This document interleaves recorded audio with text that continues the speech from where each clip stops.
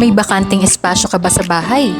Baka hindi mo alam na ang maliit na sulok ng bakuran ay pwede palang pagmulan ng sariwang pagkain at dagdag na kita.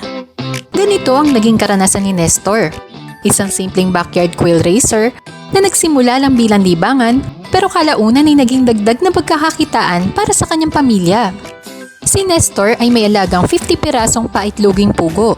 Dahil maliit lang ang kanyang bakuran sa loob ng subdivision, pugo ang napili niyang alagaan dahil hindi ito nangangailangan ng malaking espasyo. Para kay Nestor, malaking bagay ang pagkakaroon ng sariling pinagkukunan ng pagkain.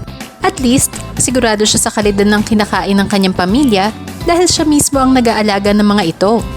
At kahit maliit lamang ang itlog ng pugo, alam naman natin na mayaman ito sa iba't ibang vitamins at minerals. Kaya bukod sa masarap, isa rin itong natural na mapagkukunan ng sustansya para sa mga bata at maging sa mga matatanda.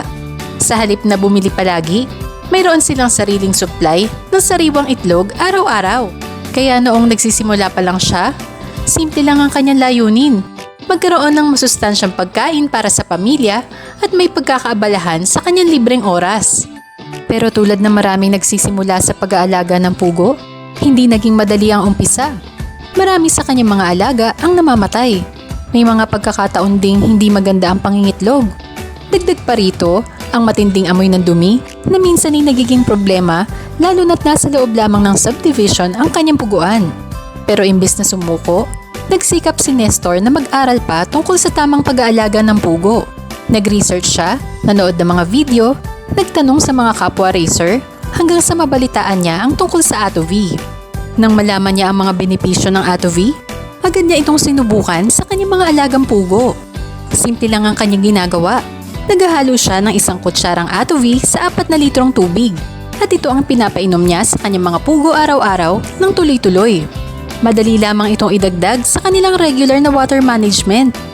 Hindi nagtagal, napansin na ni Nestor ang mga pagbabago. Una, nabawasan at halos nawala ang matinding amoy ng dumi ng kanyang mga pugo. Mas naging komportable ang paligid at mas madaling pangalagaan ang kanyang puguan.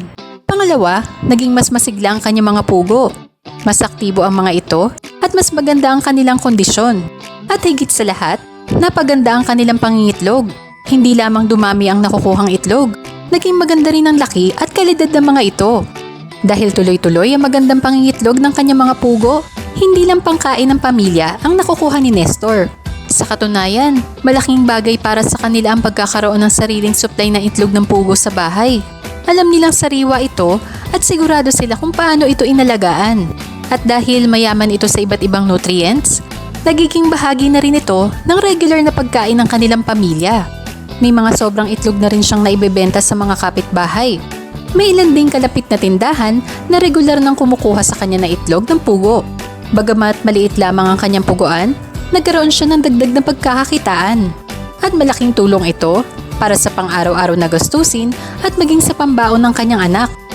Patunay ito na hindi kailangan malaki agad ang puhunan para magkaroon ng karagdagang kita. At kung may 50 piraso kang paitloging pugo, marami ka rin pwedeng gawing dagdag pagkakakitaan. Maaaring magbenta ng fresh quail eggs sa kapitbahay, pwede rin gumawa ng pugulot o balot-style quail eggs. Patok din ang kwek-kwek packs na ready to cook. Pwede rin gumawa ng adobong itlog ng pugo. At syempre, maaari rin magbenta ng nilagang itlog ng pugo na nakapack para sa mga tindahan at food vendors. At kung masipag sa online selling, pwede mag-post sa Facebook groups, marketplace o sa mga community chat ng subdivision. Ang kagandahan dito, hindi kailangan ng malaking puhunan para makapagsimula. Maraming backyard racers ang naghahanap ng paraan para mapaganda ang kanilang produksyon nang hindi kailangan gumastos ng malaki. Katulad ni Nestor, nagsimula sa simpleng layunin na magkaroon ng sariling pagkukunan ng pagkain, ngunit kalaunan ay nagkaroon pa ng dagdag na kita. Kung gusto mo ring malaman kung paano makakatulong ang ATOV sa iyong mga alaga o taniman, huwag mag-atubiling makipag-ugnayan sa amin. ATOV, masiglang alaga, masayang pamilya, dagdag na kita!